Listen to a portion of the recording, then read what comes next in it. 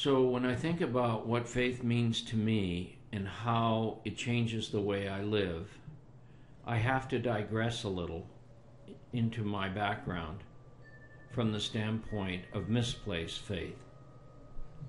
Because when I was a youngster, I was raised by a very devout Catholic mother who had, without a doubt, the most stoic faith of anyone I had ever met. And she constantly used to say to me as a child growing up, "O ye of little faith." So I really had a resentment, if you will, to the fact that it seemed like my mother had all the faith and she was constantly telling me that I had very little, if any, faith.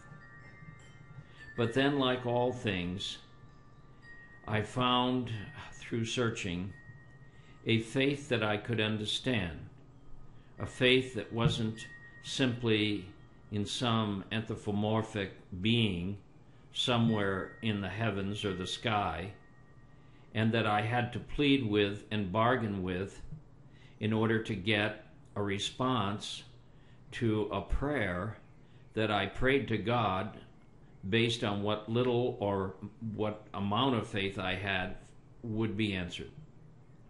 And what that was is when I was introduced to the science mind philosophy, which basically, for someone like me, explained in words and in feeling and evoked understanding why it is that some prayers are answered seemingly, but others seem not to be answered.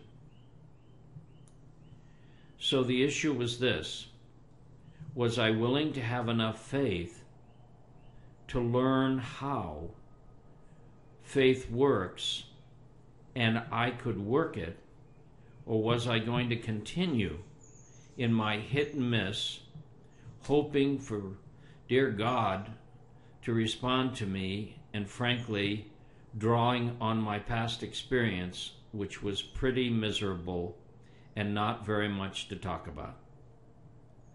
So this is the way I think about faith today. I know that if prayer is answered, all prayer is answered.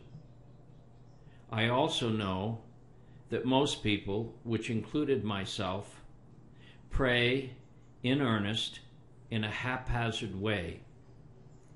When I use that term, haphazard, what I mean by it is they do not understand, as prayerfully I hope I have come to understand, that all prayers, as I stated earlier, are answered, but it is how we pray and the basis of why we pray and what we believe our prayers do, not to a man somewhere in the sky, but rather to an infinite, creative, intelligent law whose principle of intelligence is responsiveness.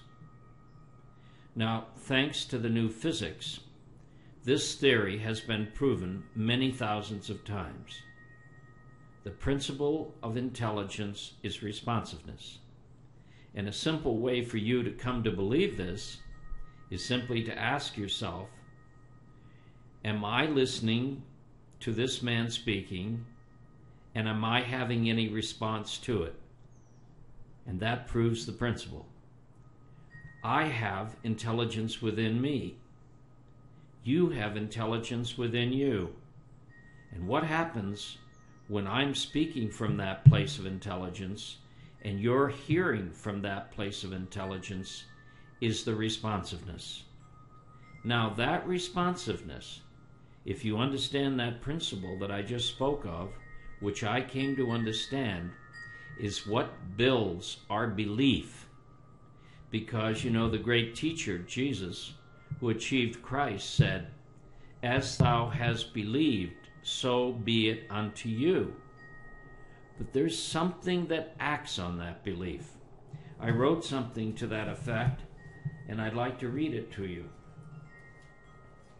It goes as follows: we pray to deepen our faith, to elevate our belief and to evoke a responsiveness within the intelligent law of mind, to act on that belief and bring it to pass.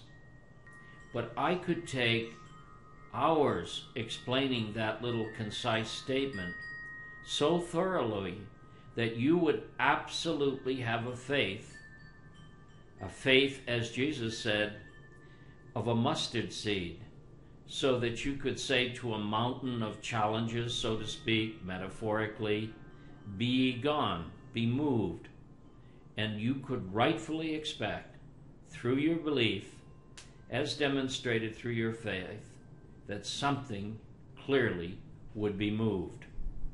I believe that. I've proven it in my own life.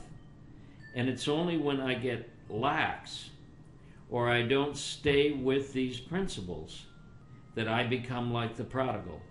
I wander in a far country. And like the early Israelites, I found my freedom, but then I wandered in circles for another 40 years.